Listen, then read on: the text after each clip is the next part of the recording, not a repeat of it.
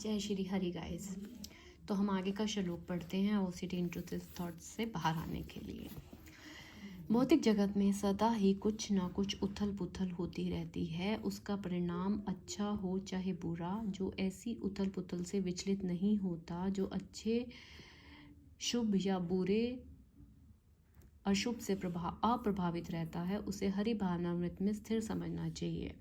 जब तक मनुष्य इस भौतिक संसार में है तब तक अच्छाई या बुराई की संभावना रहती है, क्योंकि संसार द्वैत से पूर्ण है। किंतु जो हरि भावनामृत में स्थित है उसे अच्छाई या बुराई से अछूता रहता है, क्योंकि उसका सरोकार हरि से रहता है, जो सर्व मंगल मांगल्य है। तो इस श्लोक को समझते हैं गाइज। इसमें हमें ये कहा गया है, अब हम भौतिक जगत में हैं। भौतिक मतलब कि ये फिजिकल वर्ल्ड है, ठीक है।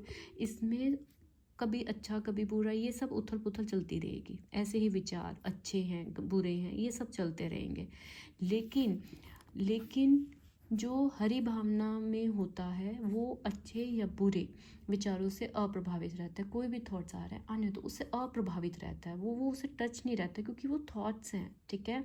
जब तक मनुष्य इस भौतिक संसार में है और जब तक गाइज हम इस फिजिकल वर्ल्ड में हैं ना, ट्रस्ट मी, ये अच्छाई या बुराई, ये थॉट्स की संभावना बनी रहती है। अगर आप सोचोगे कि पूरी तरह से विचार बंद हो जाएंगे, वो नहीं होते, ठीक है।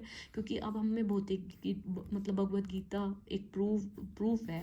वो आपको क्या बोल रही है, वो आपको ये बोल रही है कि जब तक हम भौतिक संसार में है ना, अच्छाई या बुराई मतलब विचार की संभावना बनी रहती है। क्यों? क्योंकि ये संसार द्वैत से पूर्ण है ना। हमने पास्ट में चीज़ें देख ली, वो सब बातें हैं, मतलब नियति है, किंतु जो हरि भावनामृत में स्थित है वह अच्छाई या बुराई से वो अछूता रहता है। हम वो विचारों से अछूता रहता है। क्यों? क्योंकि उसने तो हरि की शरण ग्रहण कर रखी है। मैंने भी किसकी हरि शरण ग्रहण कर रखी है? हरि की। तो मैं भी आज से इन विचारों से, चाहे वो अच्छे हैं चाहे बुरे हैं, उनसे अप्रभावित हूँ।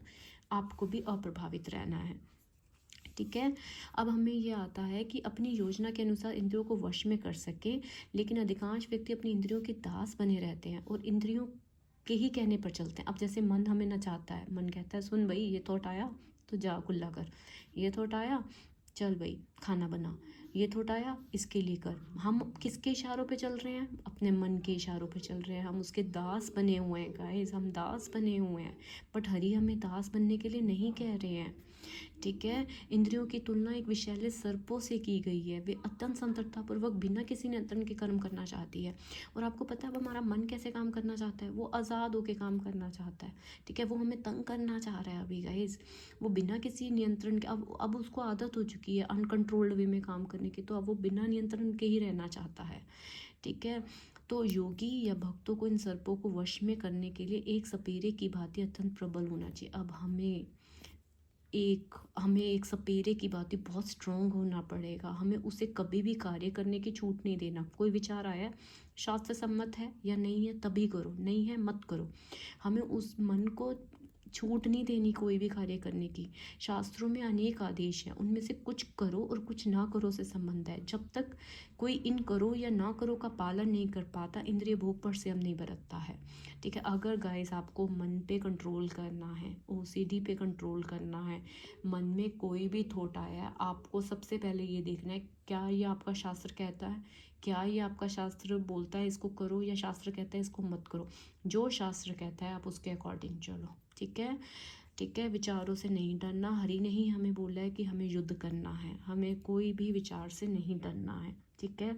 शास्त्र जो हमें कह रहे हैं हमें उसी को फॉलो करना है। ये संसारिक जगत है, भौतिक जगत है, इसमें विचार आएंगे। भगवत गीता खुद कह रही है आएंगे, संभावना है, ठीक है। लेकिन हमें उससे अछूता रहना है, मतलब उससे इम्पैक्ट नहीं होना। वो जो कह रहा है वो नहीं करना, ठीक है। इंद्रियों भी केवल भगवान की विशेष सेवाओं के लिए काम करता है। हमें भगवान की सेवा के लिए काम करना है। हमें अपनी इंद्रियों की आत्मतुष्टि ना करके भगवान की सेवा, हमें अपने मन को सेटिस्फाइड नहीं करना। मन ने कहा जा भी एक बारी कुल्ला कर, नहीं करना। एक बारी और हाथ धो, नहीं धोना, ठीक है। हमें अपनी आत्मतुष्टि ना करके भगवान की सेवा में लगाना है अपने आप को, ठीक है। और ऐसा करेंगे तो हम अपनी इंद्रियों को समेट के रख सकते हैं गाइस, नहीं तो हम नहीं कर सकते। और थोड़ा थोड़ा सा हमें कोशिश करनी है कि हम यम नियम आसन प्राणायाम अच्छे से इन चीज़ों का भी पालन करें। ठीक है, बड़े से बड़ा भी कभी कभी विचलित मन के कारण इंद्रिय भोग के लक्ष्य बन जाते हैं, इसलिए हरि भावनामृत हुए बिना मन तथा इंद्रियों को वश में करना बहुत कठिन है। तो अपने मन को हमें हरि में लगाना है, तभी हम अपने इंद्रियों को कंट्रोल कर पाएंगे। ठीक है, तो जब से मेरा मन हरि के चरणावधों की सेवा में लग गया है, तब से मैं नित्य एवं दिव्य रस का अनुभव करता हूँ। ओके, तो इसलिए, और तब से कोई भी विचार आता है उस पर मैं रिचुअल्स करती हूँ तो मुझे अच्छा नहीं लगता, तो अब मुझे रिचुअल्स नहीं करने हैं, मेरा हरि ही सब रूपों में है। ठीक है, ओके, तो अब कहा जाता है कि इंद्रियों को केवल हरि की भक्ति के बल से वश में किया जा सकता है। कभी कभी अग्नि का भी उदाहरण दिया जाता है, जैसे जलती हुई अग्नि कमरे के भीतर की सारी वस्तुएं जला देती है, उसी प्रकार योगी के हृदय में स्थित भगवान विष्णु सारे मलों को जला देते हैं। आप बिल्कुल चिंता मत करो, मैं भी बिल्कुल चिंता नहीं कर रही, क्योंकि मुझे अब पूरा विश्वास है गाइस, इस कार्तिक महीने के एंड में मैं अपनी इस ओसीडी से बाहर होंगी। कैसे बाहर होंगी, मेरे भगवान विष्णु जो है ना, वो मेरे सारे मलों को जला देंगे, मैं हर वहम से बाहर होंगी। ये मेरा प्रण है।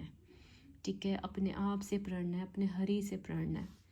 जो मनुष्य हरि भावनामृत नहीं है, उसे इंद्रिय विषयों के चिंतन से भौतिक इच्छाएं उत्पन्न होती है। अगर हम हरि के पे आश्रित नहीं होंगे ना, तब हमें फिर से रिचुअल्स करने की होगी, लेकिन अगर हमने अपने आप को हरि पे छोड़ा हुआ है, हमें रिचुअल्स करने का बिल्कुल मन नहीं करेगा। ठीक है, तो आपको अभी तक का समझ आ गया होगा कि ये एक भौतिक जगह था, इसमें विचार आते जाते रहेंगे, ये संभावना बनी रहेगी, इसलिए आपको इससे अनटच रहना है। आपको रिचुअल्स नहीं करने हैं, आपको युद्ध करना है। ठीक है, आपको युद्ध करना है, अपने आप को हरि की सेवा में लगाना है, अपनी इंद्रियों को तृप्त नहीं करना है। भगवान विष्णु आपके सारे मलों को खुद से ही जला देंगे। ठीक है, शास्त्रों में आदेश है, कुछ करो और कुछ ना करो, आपको मेनली उसको फॉलो करना है। ठीक है, प्रत्येक वस्तु का उपयोग भगवान की सेवा में किस प्रकार किया जाए, हमें मेनली ये सोचना है। जैसे हम भगवान को अच्छा भोजन चढ़ाने के बाद भक्त प्रसाद ग्रहण करते हैं, इस प्रकार हर वस्तु प्राणवान हो जाती है और अधः पतन का कोई संकट नहीं रहता। मन के थोड़े से विचलन से वह भव कृपा में पुण्य आ गिरता है। निर्वेशवादी अपने कृत्रिम त्याग के कारण जीवन को भोग नहीं पाता, और यही कारण है कि मन के थोड़े से विचलन से वह भव कृप में पुण्य आ गिरता है। तो अब हमें नहीं गिरना है। ठीक है, इंद्रियां भगवान की दिव्य सेवा में नहीं लगाई जाती, तब तक नीचे गिरने की संभावना बनी रहती है। तो हमें हरि को मेनली प्रसन्न करना है, कर्म करना या ना करना उसके वश में रहता है, क्योंकि वह केवल हरि के निर्देश के अनुसार ही कार्य करता है। मुझे यही चेतना भगवान की अवध की कृपा है, जिसकी प्राप्ति भक्त को इंद्रियों में आसक्त होते हुए भी हो सकती है। तो अब मेनली क्या करना है, सिर्फ हरि के आदेश के अनुसार कार्य करना है। भगवत गीता आपको क्या आदेश देती है, उसके आदेश के अनुसार ही आपको कर्म करना है। ठीक है गाइज, मैं यहीं पे समाप्त करती हूँ। अभी तक हमने यही पढ़ा कि ये भौतिक जगत है, इसमें विचार बनते रहेंगे, संभावना है। आप सोचोगे कि विचार बिल्कुल बंद हो जाएंगे, वो नहीं होंगे। बस आपको क्या करना है, उससे अप्रभावित रहना है, हरि के आदेश का पालन करना है। शास्त्रों में आदेश है, ये करो ये नहीं करो, उसका आपको देखना है कि आप उसका पालन कर रहे हैं। ठीक है, अपने आप को पूर्णतः हरि की सेवा में लगाओ, मंदिर साफ करो, अपना कर्तव्य पूरा करो, अपने परिवार के लिए अच्छा अच्छा खाना बनाओ, अपनी ड्यूटीज़ करो, कोई वहम नहीं करना। हरि शरणम, सर्वे भवन्तु सुखिनः, सर्वे सन्तु निरामया। जय श्री हरि।